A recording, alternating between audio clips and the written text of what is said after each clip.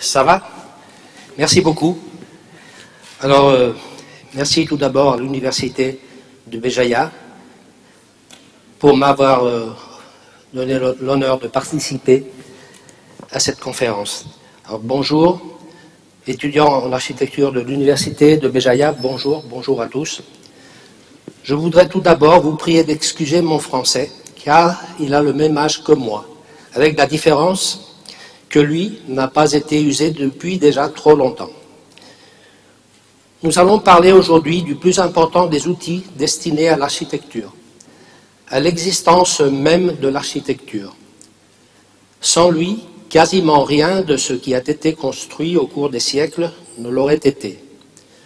Nous parlerons aujourd'hui du dessin d'architecture, et en particulier des premières phases du dessin de conception de l'architecture, c'est-à-dire du dessin dont se sert l'architecte pour concevoir, pour inventer, pour créer son architecture, le dessin dont il est le seul acteur et protagoniste, qui fait partie du côté le plus intime de son travail. Paradoxalement, cette partie du savoir architectural a été traditionnellement oubliée dans les matières graphiques de nos plans d'études. Et pourtant, nul ne doute de son importance. La raison est simple. Nous partons souvent de l'a priori de croire que rien ne peut être enseigné dans ce domaine en dehors de la réalisation d'un projet.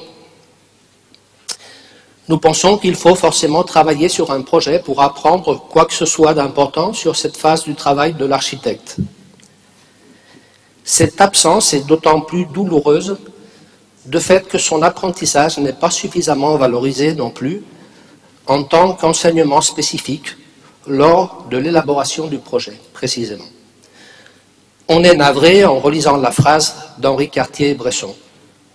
La photo est une action immédiate, le dessin une méditation, d'avoir perdu une telle opportunité, compte tenu de la qualité du dessin de conception, comme un outil idéal pour la réflexion. Nous verrons tout au long de cette exposition qu'il s'agit du plus réflexif des dessins, le dessin de la pensée architecturale par excellence. Et rappelons, pour couronner le tout, que la mission de l'université, comme le disait Ortega y Gasset, est d'apprendre à penser. J'aimerais vous présenter aujourd'hui un exercice d'expression graphique, un exercice de dessin de nature propédeutique, dont le but est la préparation de l'étudiant dans le champ de la conception architecturale. Son projet, qui a fait ses armes à l'école d'architecture d'Alicante, avec, à mon avis, de bons résultats, et qui peut être utilisé même en dehors des cours, par les débutants, ainsi que ceux qui souhaitent tout simplement améliorer leur formation. Pour cela, il faut tout d'abord établir quelques repères théoriques, historiques et actuels, des repères valables ou exemplaires, comme le magnifique croquis que nous voyons sur l'écran, tracé par l'architecte Javier García Solera, pour la conception d'un édifice emblématique du campus de l'Université d'Alicante, le Germán Bernácer, dont nous parlerons plus tard. Voyons maintenant sur la gauche de l'image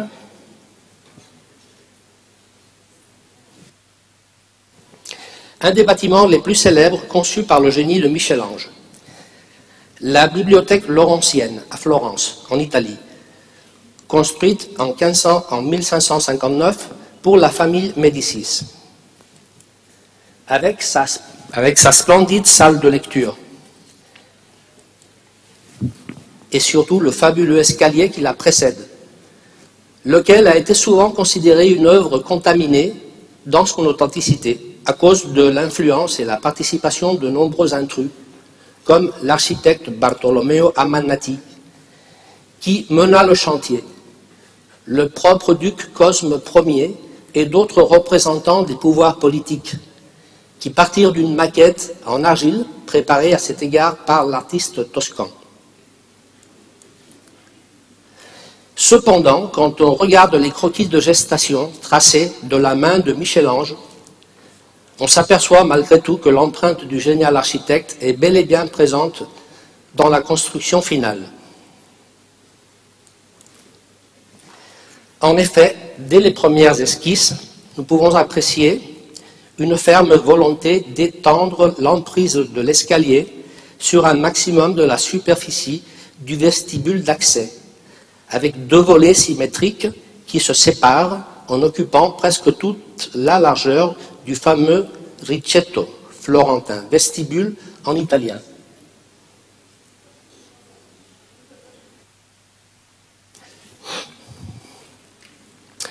Nous voyons ensuite les premières intentions de combler l'espace central avec une volée principale.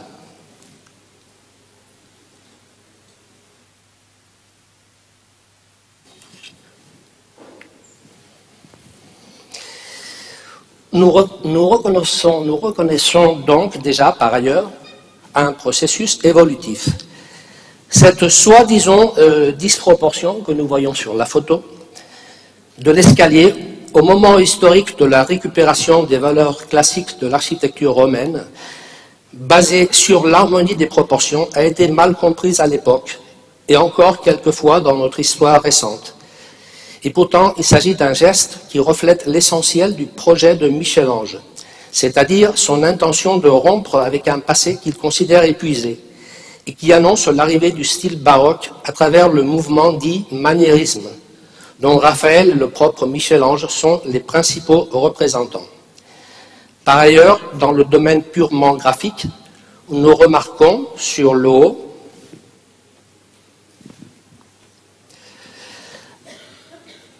la coupe schématique d'un fragment d'escalier en projection cylindrique orthogonale, c'est-à-dire que 2 systèmes de représentation différents sont présents sur la même feuille de travail, la projection orthogonale et la projection conique. À remarquer aussi l'aspect graphique du dessin, qui paraît complètement impropre d'un virtuose.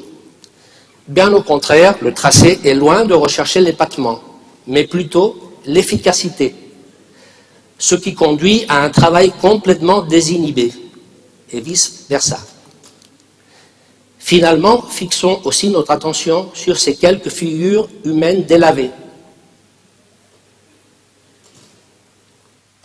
mais encore clairement visibles, qui proviennent d'un usage préalable de la feuille. Voici encore un signe de la nature désinhibée et intime de ce genre de dessin, qui, dans le principe, n'intéresse à personne d'autre qu'à son auteur. Sur cette deuxième diapositive, nous trouvons à nouveau, sur le haut à gauche, en plan de sol et en image délayée, le concept essentiel du Ricetto, envahi par le majestueux escalier. Juste au-dessous, à nouveau, un plan de sol qui rattrape cette fois-ci une idée préalable que nous avons vue tout à l'heure, ce qui démontre un processus non seulement évolutif, mais aussi itératif. Les 2 perspectives du bas de la feuille s'occupent, voyons-le ici, les 2 perspectives s'occupent d'un décalage, comme vous le voyez, des marches de la volée centrale aux extrémités. Nous le voyons ici sur la photo. Ce qui prouve une fois encore que tout ce qui est suffisamment important trouve sa place d'une manière ou d'une autre dans ces croquis de conception et que seule la décoration a pu réellement subir des modifications plus ou moins importantes contre l'avis du maître.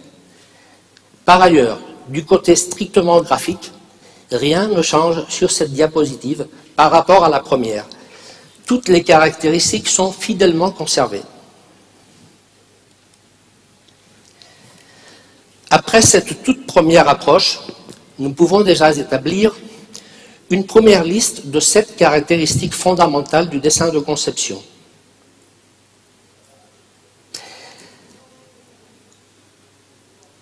À noter que nous avons laissé, pour l'instant, volontairement, de côté la technique, notamment en ce qui concerne le traçage à main levée, puisque celui-ci, bien que souhaitable du point de vue de l'efficacité et de l'économie de moyens qui la caractérise, n'est pas forcément indispensable.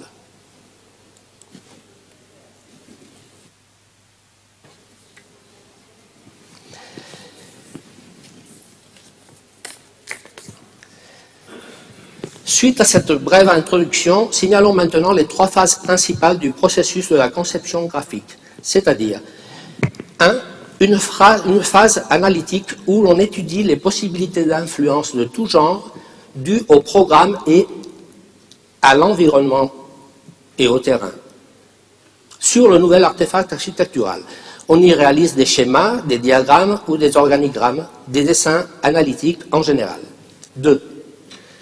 Une phase de conception proprement dite, où les croquis, tels que nous les avons vus chez Michel-Ange, sont protagonistes. 3. Une phase finale de dessin beaucoup plus détaillée et approfondie, avec une définition suffisante pour que l'idée génératrice puisse être développée par un tiers, sous la tutelle du concepteur. Voici quelques exemples de dessins de la première phase, la phase analytique. Tout d'abord, en haut, une esquisse de Le Corbusier pour décrire le site idéal où devrait pouvoir se construire la maison de sa mère. En bas, sur la gauche, un schéma d'organisation des espaces et des fonctions, un organigramme, pour le siège central de la société Telefónica, dessiné par l'architecte Julio Cano Lasso. Et finalement, à droite, un schéma analytique de concept, tracé par Miguel Fisac.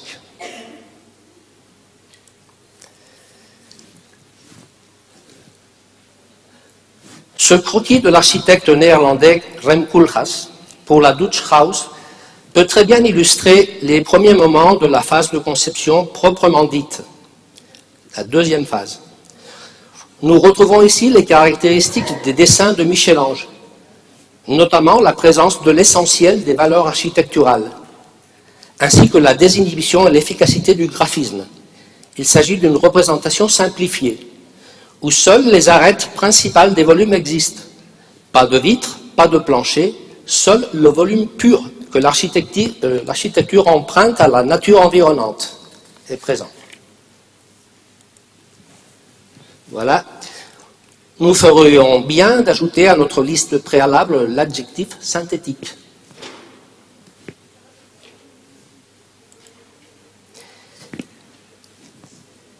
Ces deux croquis de Mies van der Rohe, tracés en 1929 pour le pavillon allemand de l'exposition de Barcelone, représentent un pas en avant dans la qualité de l'information. Pour la première fois aujourd'hui, les volumes cherchent à se faire comprendre par quelque chose d'autre que des arêtes ou des lignes d'intersection. Un nouvel élément graphique entre en jeu, l'ombre. L'ombre propre et surtout l'ombre portée, ainsi que la couleur et la texture, sont des ressources expressives qui optimisent la communication d'un message, bien que Mies van der Rohe ne s'en sert pas ici. Mais son utilisation ou pas, précisément, est très souvent reliée à d'autres aspects du processus de conception, comme le temps disponible ou les valeurs architecturales soutenues par le concepteur. Nous ajoutons donc, et quand même, l'adjectif expressif à notre liste. La dernière phase à considérer comprend en général des dessins comme ceci, où l'on vérifie la faisabilité ou la viabilité de toutes les solutions envisagées du point de vue des dimensions, de la géométrie et de la construction. C'est l'emplacement le plus fréquent pour les détails constructifs, de construction. Bon, ceci dit, il faut préciser d'urgence que le schéma de phase que je viens d'énoncer n'est qu'une simplification nécessaire pour aborder la problématique de la conception graphique de l'architecture d'une façon compréhensible, mais qui est largement dépassée en complexité par le processus réel, étant donné, comme je l'ai déjà dit, que celui-ci est itératif, ce qui provoque forcément un mélange, dans le meilleur des sens, des trois phases, tout au long du travail.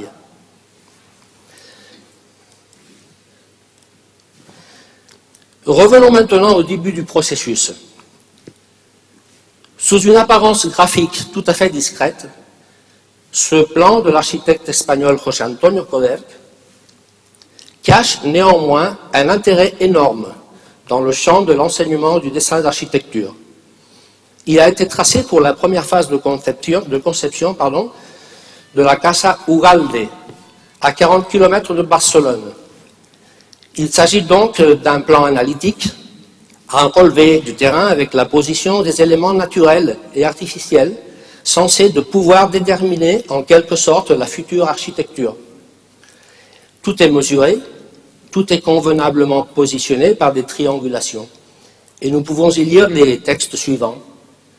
Limite de la propriété, pain, plusieurs fois, plusieurs pains, caroubier, petit caroubier, point élevé, pain à deux troncs, trois pains, vue magnifique, etc. Encore une vue magnifique, bonne panoramique, etc., etc. La maison Ugalde est un modèle d'adaptation au site naturel. Elle est perchée sur une colline escarpée au-dessus de la baie avec des vues variées sur le paysage côtier et une abondante présence de végétation. Cette maison aux murs blancs semble avoir connu une croissance organique en absorbant et en respectant toutes les caractéristiques de la nature environnante. Les arbres sont respectés et mis en valeur. La topographie joue en faveur de l'architecture. Les vues non négociables pour l'ingénieur Ugalde, propriétaire de la ville, vont déterminer l'organisation spatiale et le fonctionnement de la maison. Nous pouvons voir ici comment l'architecture cherche à s'adapter dès les premières esquisses, nous le voyons ici, aux préexistences relevées. L'adaptation se produit à trois niveaux principaux: la topographie, la végétation, les arbres, le paysage. Nous apprécions maintenant avec un peu plus de détail la croissance organique du bâti en trois directions à partir d'un centre d'où toutes les meilleures vues, sud, est et ouest, sont dégagées, selon le désir du propriétaire. Là, voilà, le centre. Toutes les vues sont dégagées et l'affection et la précision avec lesquelles les arbres ont été dessinés, redessinés, positionnés, puis finalement conservés, sont frappantes.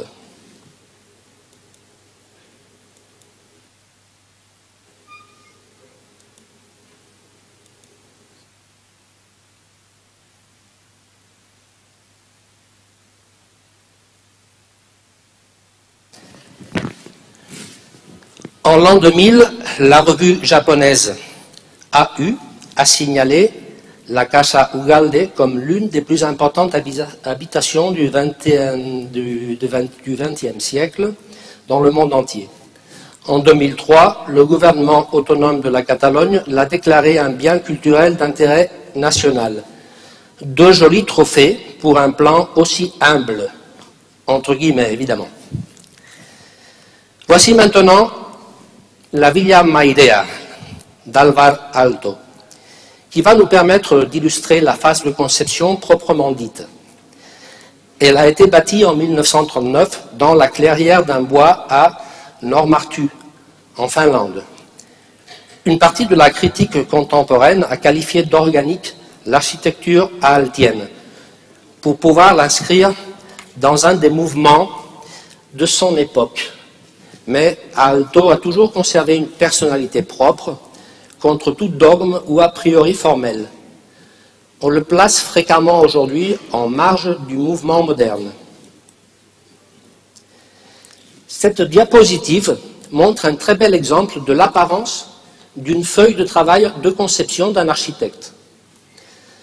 Nous sommes tout de suite attirés par la désinhibition du traçage, citée au préalable, puis par la variété des échelles employées, Cette dernière caractéristique répond à une règle fondamentale du graphisme, qui n'est autre que la nécessité d'adaptation de la taille ou de l'échelle d'un dessin à son niveau d'information.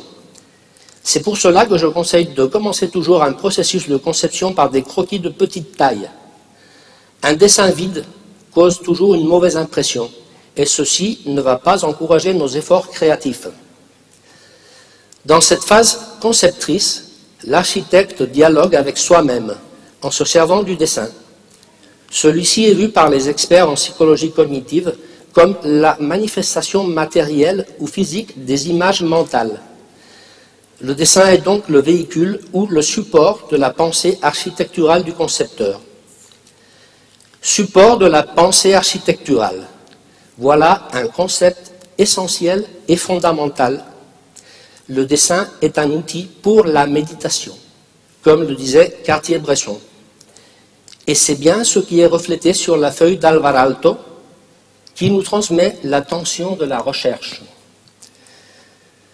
Le concepteur maintient un dialogue intérieur par le biais du dessin, et celui-ci, à son tour, l'imite, en se servant de plusieurs croquis qui sont en fait reliés par des relations de complémentarité, comme celles qui existent entre certaines projections orthographiques.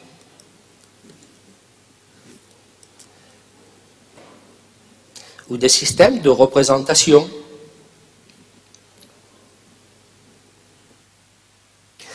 Différents, projections orthogonales,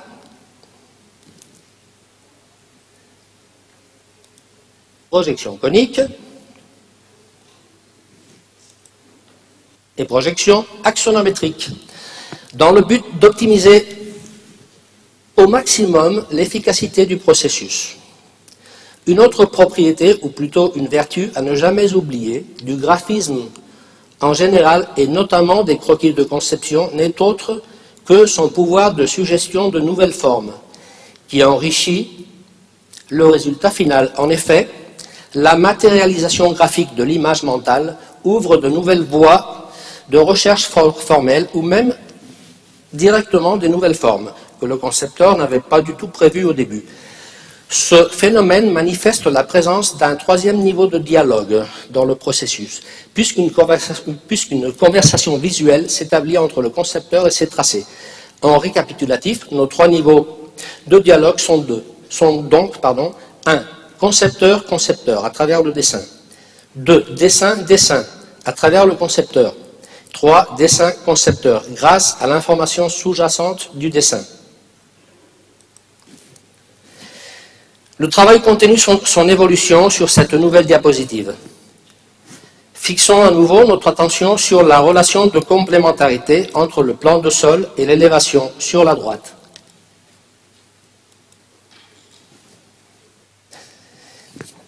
Et aussi sur les différentes échelles des croquis qui changent en fonction de leur information. De nombreux croquis sont maintenant, vont continuer maintenant à se tracer, et l'architecte suivra avec pertinacité ce chemin itératif. Il reviendra peut-être en arrière pour reprendre une solution qu'il réservait ou croyait mauvaise, et dans son parcours, il se servira de tous les moyens graphiques possibles pour rendre sa tâche plus efficace. Suite à nos deux dernières diapositives, il est temps de revenir sur notre liste de caractéristiques pour en ajouter quelques-unes de fondamentales.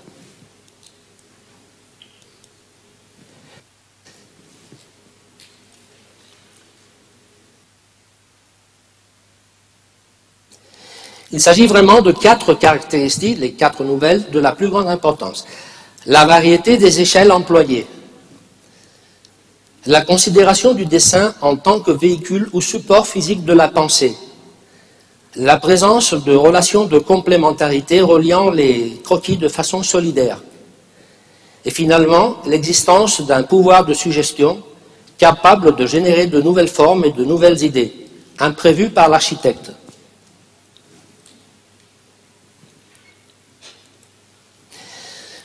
Nous arrivons déjà en 3e phase, là où la définition augmente un maximum, dans les limites du possible évidemment.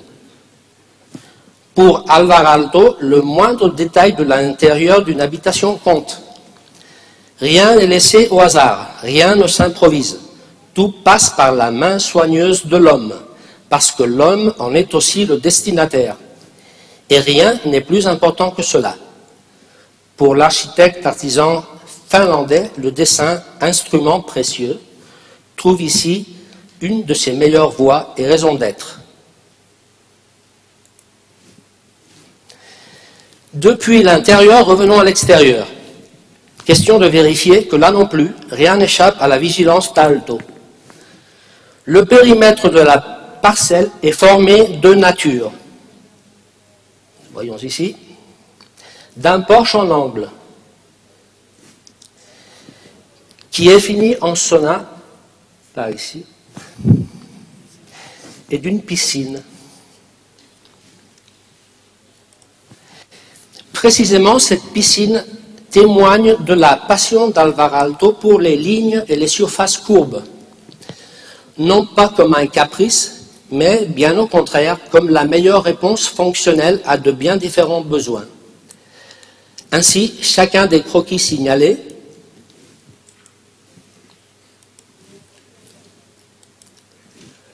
profite d'une liberté formale propice dans la recherche de la meilleure solution de contact avec le sauna.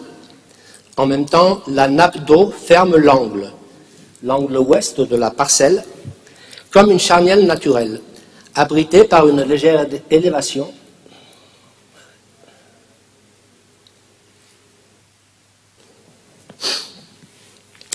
Une légère élévation du terrain, et tout vestige d'orthogonalité est chassé.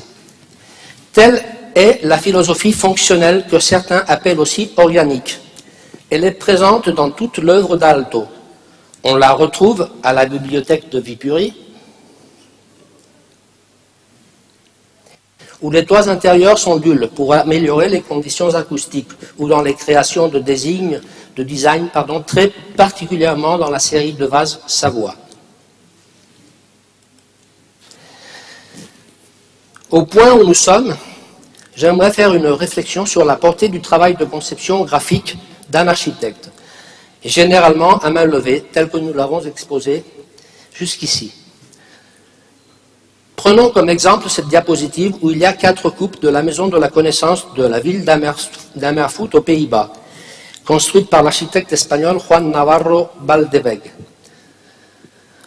Entre la toute première esquisse numéro 1 et la coupe numéro 4, qui est déjà un dessin prescriptif destiné au chantier, non pas de conception, il y a évidemment tout un monde. À partir de la coupe numéro 3, la définition est suffisante pour que l'architecte puisse déléguer sur un collaborateur non architecte, travaillant sous sa tutelle, et même avant, bien sûr. Tout va dépendre des circonstances personnelles et de sa méthode de travail. Mais n'oublions jamais qu'une bonne architecture nécessite d'une bonne construction, et qu'un architecte doit forcément intervenir dans la phase conceptrice des solutions constructives, telles que l'aurait fait par exemple Frank Goldwright, comme nous le voyons ici. Quoi qu'il en soit, j'attire votre attention sur le fait que l'architecte doit toujours posséder le contrôle dimensionnel et géométrique de son architecture, et ceci pour tous les styles et tendances. Rien de mieux pour illustrer cette affirmation que l'exemple d'Hendrik Miralles, l'architecte du Parlement écossais à Édimbourg, un édifice où l'on pourrait croire que l'espace et les formes échappent de toute discipline. Ce n'est certainement pas le cas, car Miralles était un convaincu de cette nécessité de contrôle, jusqu'au point qu'il proposait fréquemment à ses élèves de l'école d'architecture de Barcelone des exercices graphiques comme celui de dimensionner un croissant, avec la plus grande des précisions, dans le but de créer l'état d'esprit correct face à la déconstruction.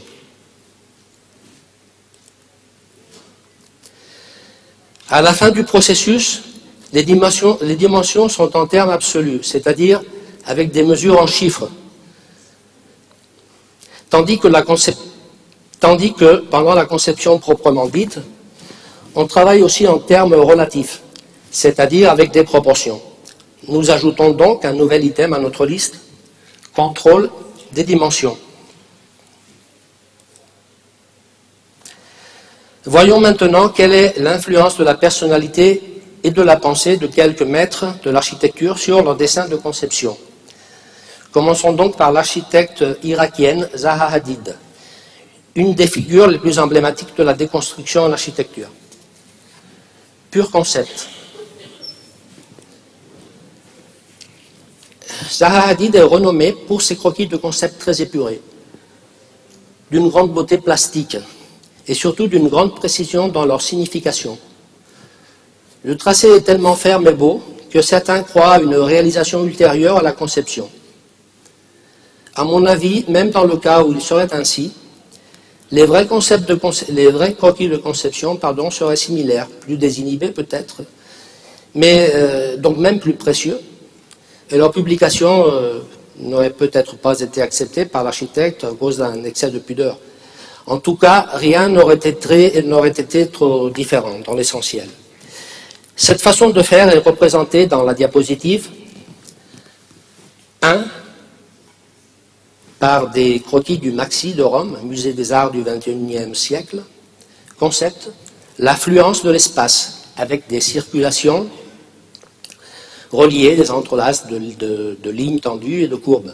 2, par des croquis du centre horizontal de Cincinnati, qui montrent une superposition de plans verticaux, très faciles à retrouver, à repérer sur la coupe en travers, nous le voyons ici,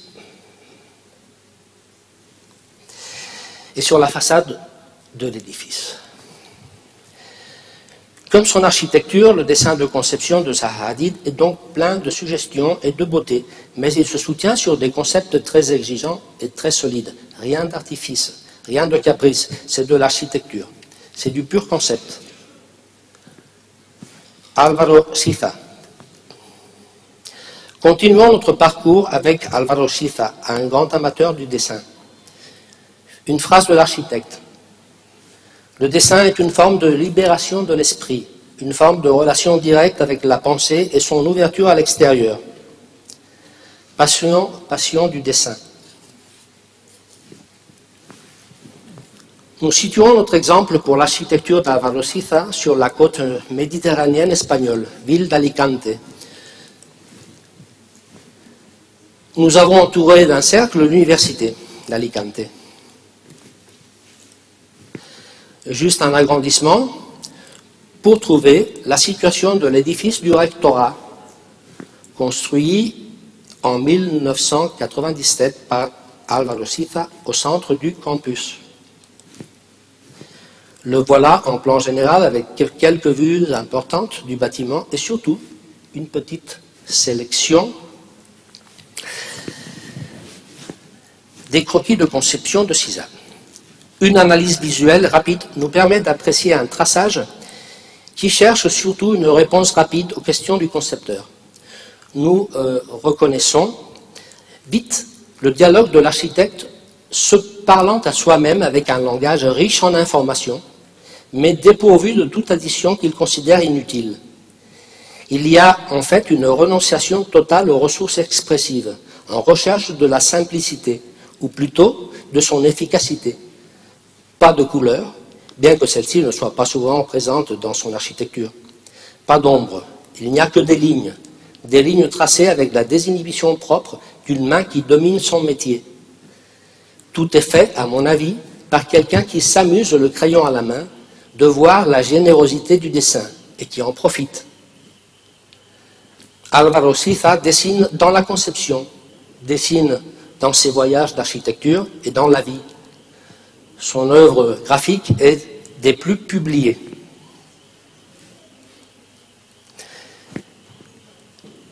Suivons maintenant avec Le Corbusier. Raison et mesure. Deux réalisations de Le Corbusier seront abordées. Tout d'abord, la Maison de l'Homme à Zurich, puis la Villa Savoie à Poissy. Voici une comparaison entre deux coupes de la Maison de l'Homme. Celle du haut est un dessin prescriptif, propre d'un projet de construction, tandis que celle du bas est un croquis à main levée, tracé pendant la conception. Nous les avons réduites à la même échelle sans les déformer avec un logiciel de traitement d'image comme Photoshop. Il est évidemment bien connu que Le Corbusier est l'un des principaux représentants du mouvement moderne en tant qu'architecte bâtisseur et aussi en tant que théoricien. Dans ses recherches, il est toujours sensible au comportement et à la nature de l'homme, ce qui le mène à travailler sur un système de mesure relié à la stature humaine. Et il arrive ainsi à établir une grille de mesure qu'il appelle le moduleur, qui s'appuie sur les dimensions des différentes parties du corps humain. Pour Le Corbusier, l'importance des dimensions en architecture est capitale, et ses croquis de conception à main levée en attirent un excellent témoignage. Un excellent témoignage. Traçons en rouge les lignes principales de la coupe prescriptive du haut. Et superposons la copie exacte de ces lignes sur la coupe du bas. Le résultat est une coïncidence quasiment parfaite, ce qui manifeste la précision du travail de Le Corbusier dans les proportions, comme il semblait prévisible, même en dessinant à main levée. À noter que le contrôle des dimensions n'est pas uniquement dans les proportions, car faisant intervenir la silhouette humaine, il y a tout de même une information approximative des mesures absolues. Quant à l'apparence graphique du croquis, aucun signe d'expressivité n'attire notre attention. Il s'agit d'un dessin sobre, tracé, on le voit bien, dans le seul but d'organiser le volume et la géométrie des espaces intérieurs. Pour la conception de la Villa Savoie, Le Corbusier dessine des plans comme celui-ci, où l'on apprécie toutes les caractéristiques et les propriétés générales que nous avons notées sur notre liste. Voir la désinhibition, l'utilisation des différents systèmes de représentation, les relations de complémentarité, etc. À signaler aussi quelques ombres sur les perspectives, ce qui n'empêche pas une apparence d'ensemble très sobre. Les plans de sol sont ici privilégiés, comme vous le voyez, par rapport au reste des projections. Remarquons qu'ils ont été partiellement tracés à la règle.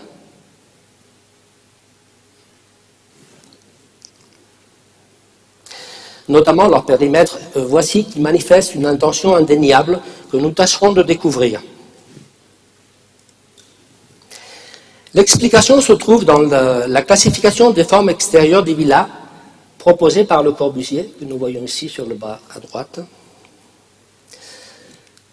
Dans ces quatre célèbres compositions, la composition numéro 1 est générée par la juxtaposition d'espaces qui s'additionnent en fonction des nécessités. C'est la tradition anglo-saxonne des arts and crafts. La numéro 2 est représentée par les villas palladiennes. La 3 et la 4 sont des compositions assumées par l'architecture de Le Corbusier. La Villa Bezo pour la 3 et la Villa Savoie pour la 4. Le texte qui accompagne la numéro 4 parle d'un système très généreux. On affirme à l'extérieur une volonté architecturale.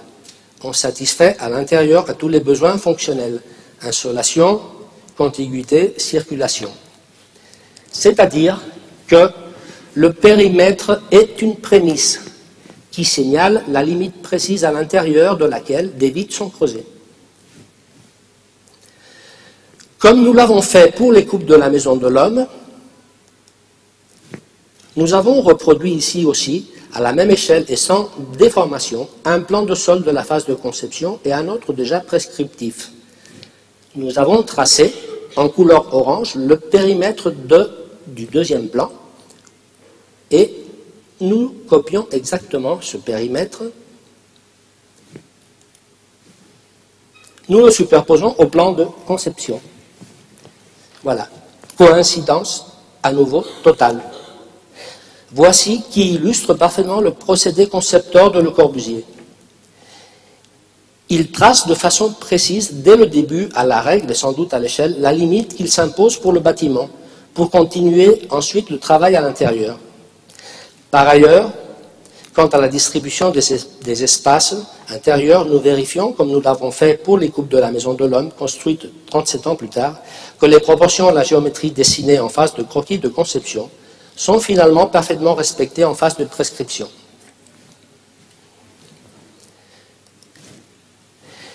Chez Le Corbusier, le dessin de conception est donc un fidèle reflet de sa pensée architecturale. Sobriété, fonction, homme, il est surtout raison et mesure. Passons à un architecte beaucoup plus récent, le Suisse Mario Botta, disciple de Le Corbusier et de Louis Kahn. Ombre ou volume? De Louis Kahn, il a sûrement hérité le goût pour les volumes osés et contondants. Il préconise les formes simples et pures, en plan et en volume. Il préfère ne pas les combiner en excès, pour éviter la contamination mutuelle, et surtout pour préserver leur force individuelle. Dans la composition de ces façades, on s'aperçoit immédiatement qu'il fait tout pour ne pas dénaturer ses principes volumétriques. Il chasse pour cela tous les éléments strictement non nécessaires, et parvient ainsi à une très forte valorisation du plan ou de la surface des murs. Dans ces villas, les fenêtres sont fréquemment cachées ou concentrées dans cet objectif. La peau de son architecture représente ainsi un dialogue et un contraste entre le vide et le plein. Quant à son dessin, comme nous l'avons déjà vu chez d'autres architectes, les caractéristiques plus importantes, comme la désinhibition, les systèmes de représentation, la relation de complémentarité, etc., sont aussi présentes. Mais ce qui est essentiel se trouve dans l'usage des ombres.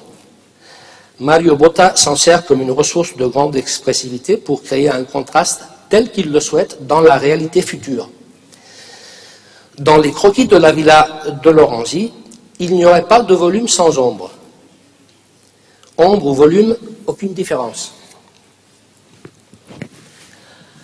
Aldo Rossi, ville en couleur. L'architecte italien Aldo Rossi est le principal introducteur de la théorie typomorphologiste en architecture, avec la publication en 1966 de son ouvrage L'architecture de la ville. La base théorique de ce livre fournit ses fondements au mouvement architectural des années 70 appelé la tendenza, qui est né à la recherche d'un nouveau rationalisme analytique et critique face au modernisme. En même temps, ce qui est évidemment très important pour nos matières graphiques. La tendance suppose une valorisation du dessin très au-dessus de l'habituel. C'est dans tout cet état de choses que l'on récupère par exemple la figure d'un des plus grands maîtres de l'histoire de l'architecture et surtout du dessin, n'ayant quasiment rien construit par lui-même. Je parle bien sûr d'Étienne Louis Boullée. Mais j'avoue que j'ai choisi de parler de Rossi aujourd'hui pour d'autres raisons, pour parler de la couleur, et ceci paradoxalement parce qu'aux années 70, quand les collègues de mon âge faisions nos études d'architecture, toute l'information graphique sur Rossi et la tendenza, toute leur iconographie, nous est parvenue en noir et blanc. Même le livre manifeste, titré Architettura Razionale, publié en 1973, ne contenait aucune image en couleur. Et les revues d'architecture, pas plus que lui. La tendenza et ses images, qui faisaient fureur à l'époque, nous sont donc arrivées boiteuses. Cette anecdote devrait certainement nous conduire à une réflexion sur l'importance des moyens de communication actuels, ainsi que sur la partialité de la transmission du savoir architectural et de ses effets, tout au long de l'histoire. En tout cas, il semble indiquer de rendre un petit hommage à Aldo Rossi et sa ville en couleur.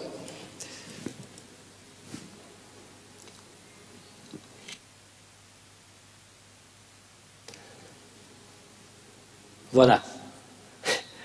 J'avais oublié de la passer. Et voyez ce que c'est. Que de la couleur.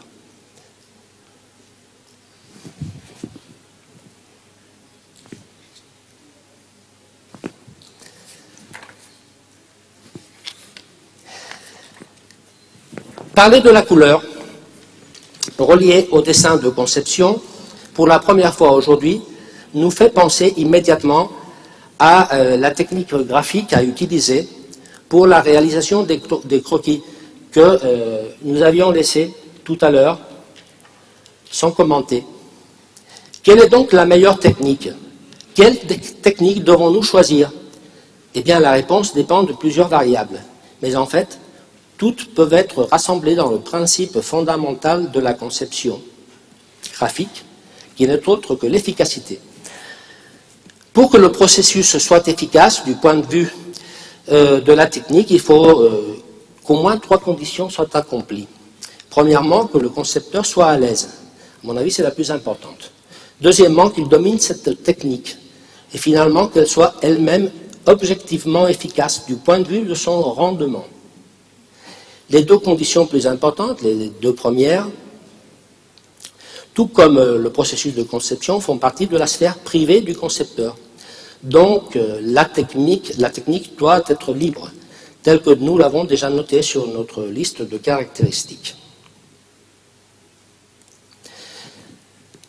Le fait que la technique soit libre et qu'il soit évidemment plus facile pour les étudiants qui font leur premier pas dans le domaine de la conception de choisir l'outil le plus simple possible, ne doit pas nous faire renoncer à exprimer certaines valeurs qui sont propres à l'architecture.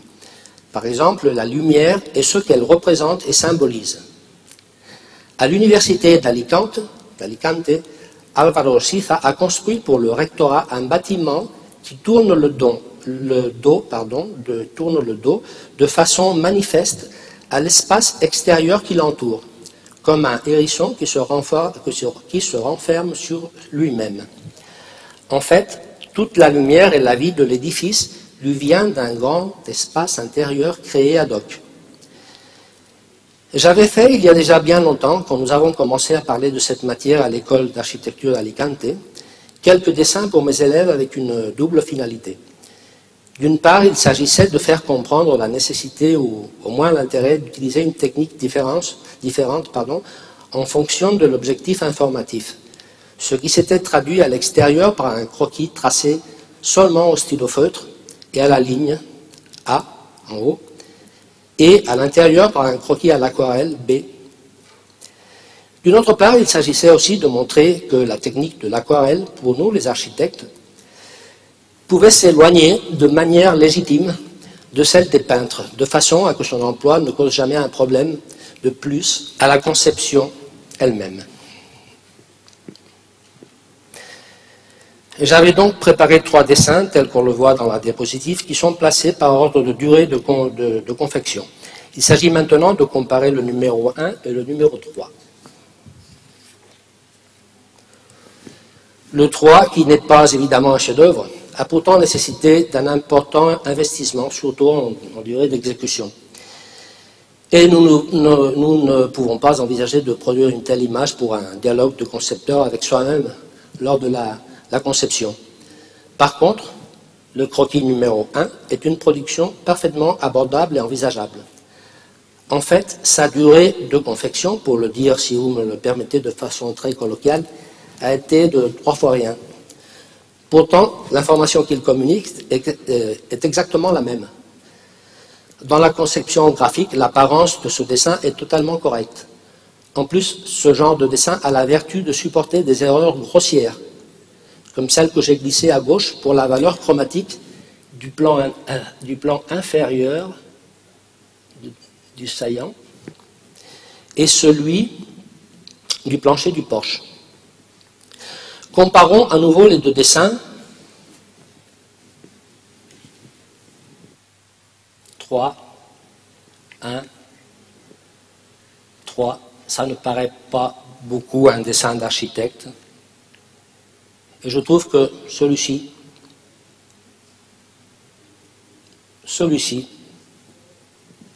est plutôt un dessin d'architecte, tel qu'on le cherche, pour faire un projet, pour avancer dans une conception. Son intention, en tout cas, n'est qu'architecturale. N'oublions jamais que pour un architecte, le dessin ne peut en aucun cas trouver sa fin en lui-même. Un bon dessin est celui qui rend un bon service à l'architecture. Il n'y a pas de dessin d'architecture sans le référent architectural. La beauté du dessin est souhaitable, mais elle est secondaire.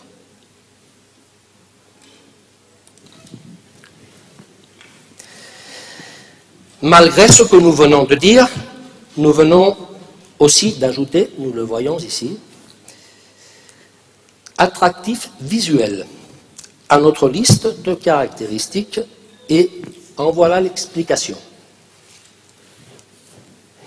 Il est certain que la beauté du dessin est secondaire, nous venons de le dire. Mais il est certain aussi que pour un architecte en formation, pour un étudiant en architecture, quand le métier nous manque un peu, l'attractif visuel de notre travail graphique peut être très important du point de vue de la stimulation, de la motivation.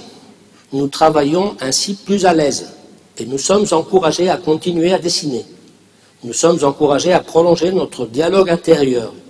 Nous sommes donc encouragés à poursuivre notre recherche conceptrice.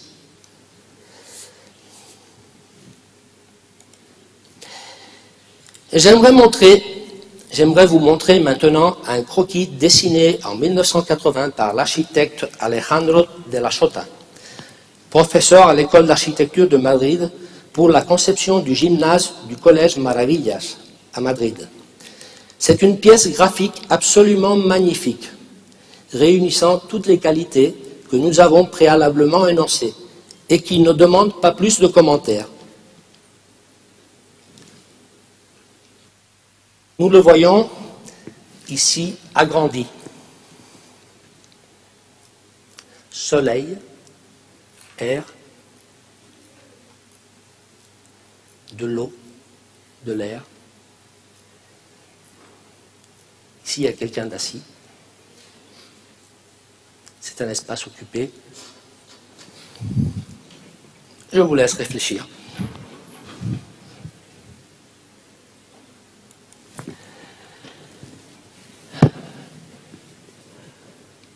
Enseignement du dessin architectural dans le domaine de la conception. Relevez les émulateurs. En Espagne, le professeur de l'école d'architecture de Madrid, Alejandro de la Sota, dont nous venons de voir un croquis, toujours partisan de l'enseignement de cette discipline telle que nous l'avons énoncée, a proposé comme méthode la copie directe des croquis des maîtres. Ce que nous voyons, ce sont des croquis réalisés par lui-même, enfin ils lui sont attribués.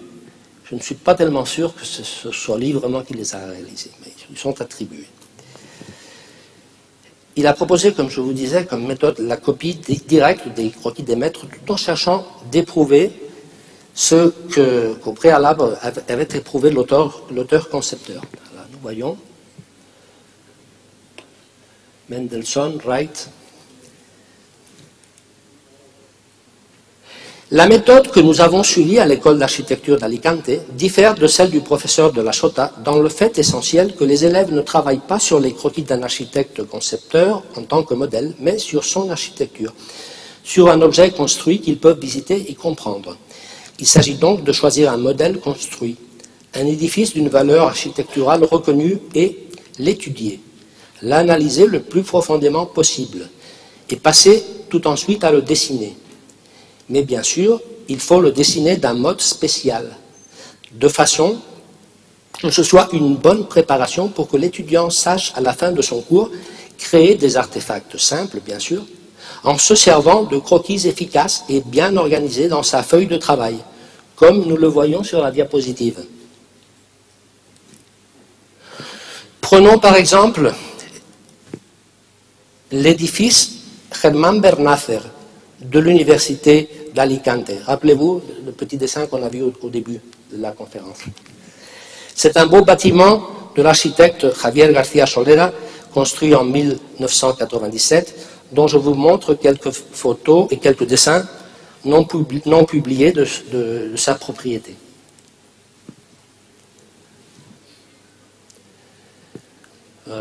J'avais oublié de vous dire, enfin, ce que nous voyons maintenant, ce sont deux affiches qui ont été réalisées au premier semestre, comme des exercices aussi de la matière.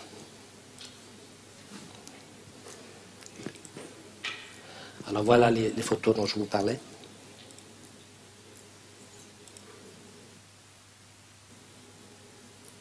Et précisément les élèves qui dessinent.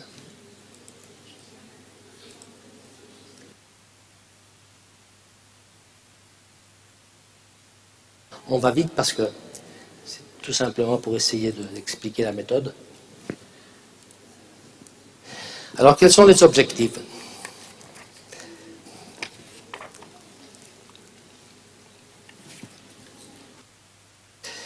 Bon, voyons. Revenons en arrière. Après une étude approfondie du modèle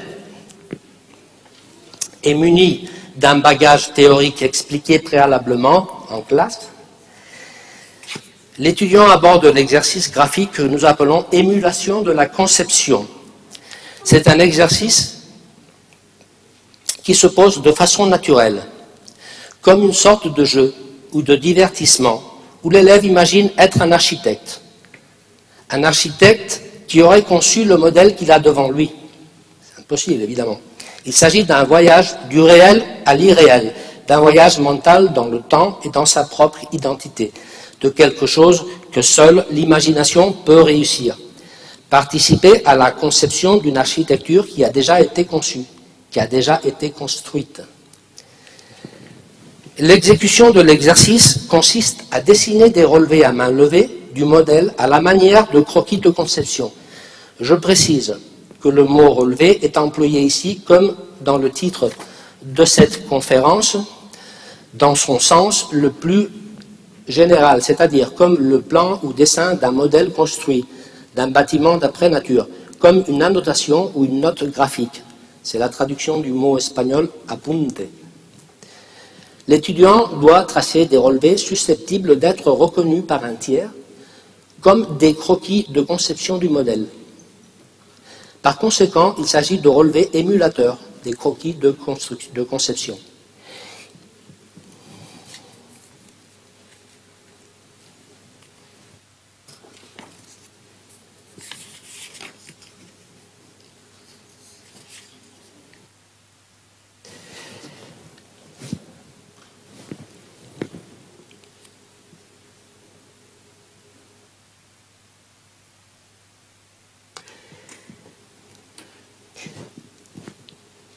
Il y a émulation dans la forme et dans le fond.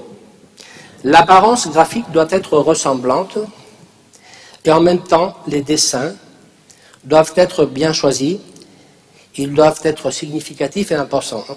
En fait, les objectifs sont les suivants. Il y en a 4 principaux. Le premier, apprendre à sélectionner quels doivent être les croquis à réaliser.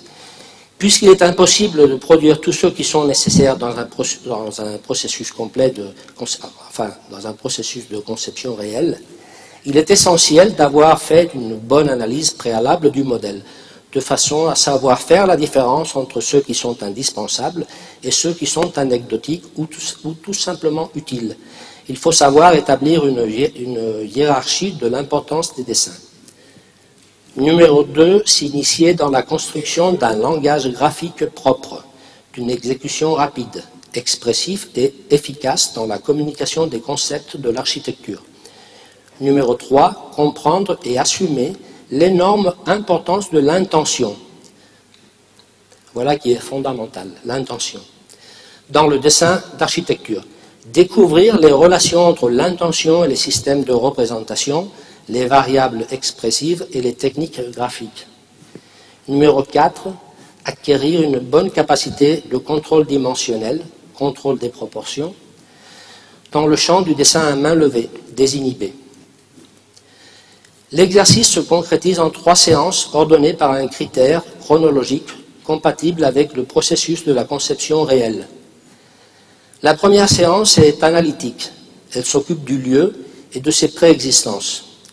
La deuxième séance s'occupe de l'édifice considéré dans toute sa globalité. Et finalement, la troisième est destinée au dessin de fragments et de détails du bâtiment. Lors de la première séance, l'étudiant, tout en dessinant des préexistences, découvre ses premiers alliés dans sa lutte contre l'horreur Bakui, la terrible peur au vide provoqué par une feuille en blanc. Tracer le signe du Nord est déjà un premier pas dans ce sens. Du point de vue du graphisme, cette séance est très utile pour l'apprentissage du design, des différents signifiants d'usage plus ou moins commun en architecture pour la représentation de concepts tels que le bruit, la circulation, l'exposition solaire, etc. Nous passons maintenant, comme nous venons de le faire, à regarder rapidement comme exemple le travail d'un élève pour cette première séance. Des circulations, des bruits. Fixons aussi, comme toujours, notre attention sur l'apparence désinhibée du dessin. Encore des circulations, piétonnes et routières, et des bruits, puis une étude des vues. Des bruits, des paysages, des études d'ensoleillement. Tout est fait pour trouver les influences du lieu sur la future, entre guillemets, puisqu'elle est déjà faite, sur la future, entre guillemets, comme on disait, architecture. Deuxième séance. Durant la deuxième séance, des dessins comprenant tout le bâti sont imposés. Étant donné la limitation de la surface du papier et du temps dont nous disposons pour réaliser l'exercice, la sélection des dessins, des projections à tracer est d'une énorme importance. L'étudiant doit établir une hiérarchie de l'importance de toute l'information possible pour pouvoir prendre des décisions correctes.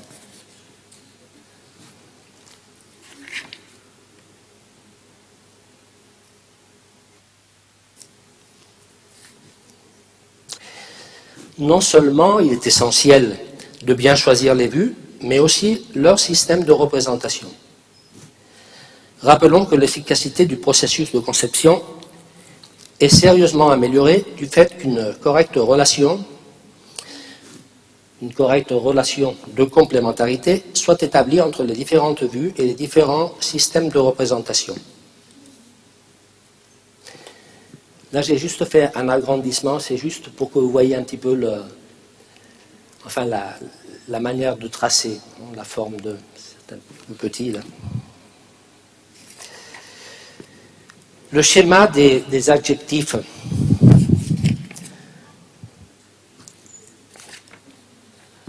Le schéma des adjectifs descriptifs pour les projections orthogonales, perceptifs pour les projections coniques et cognitifs pour les axonométries devrait être d'application permanente. La troisième séance, nous l'avons dit, est destinée au dessin de fragments et de détails du bâtiment. Il y a donc un important changement de l'échelle de la représentation, et ceci donne sa spéciale personnalité à cette dernière phase de l'exercice, car un contrôle dimensionnel continu va être imposé. Il s'agit de tenir en compte et d'appliquer la règle de cohérence entre la taille ou l'échelle d'un dessin et son niveau d'information. Toutes les qualités et les caractéristiques doivent se maintenir, voire la relation de complémentarité entre les vues et les systèmes de représentation tels que nous l'apprécions sur cette diapositive. Et sur cette autre.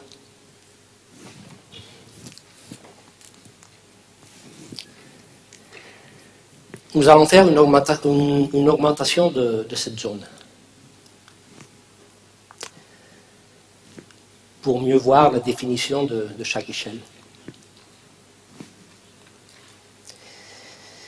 Et n'oublions pas de chercher toujours une apparence visuelle attractive.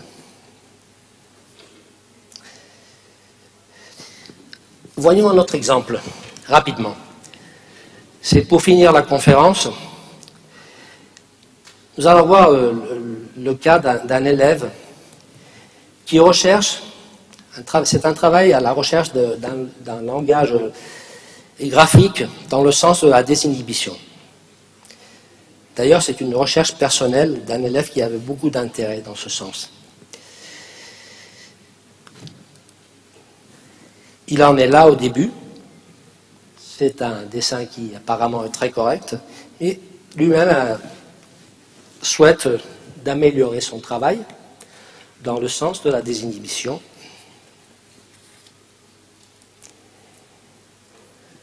Sa deuxième page de dessin.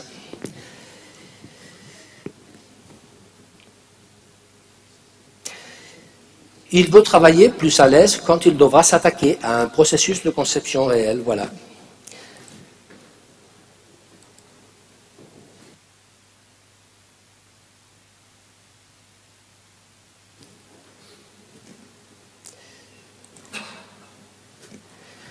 de dessin continue d'être trop tendu. Il risque de ne pas être valable pour l'avenir.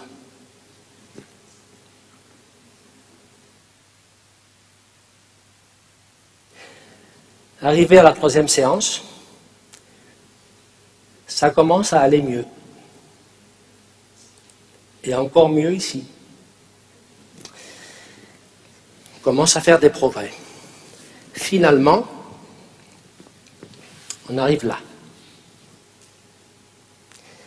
C'est le dernier jour. On arrive à cette feuille-là. Une feuille sur laquelle Stéphane s'exprime en toute liberté. Il a perdu la peur de le faire.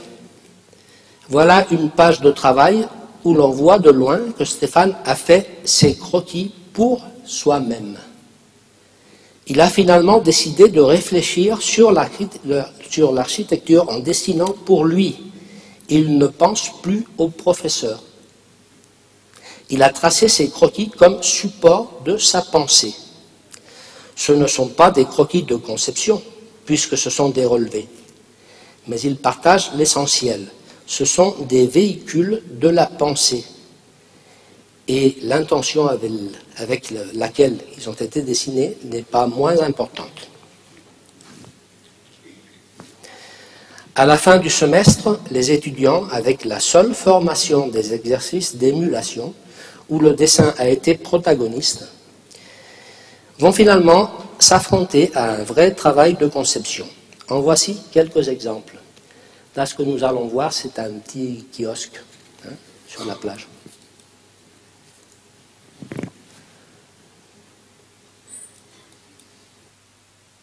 On parle d'étudiants qui ont juste fait un cours d'architecture, une année.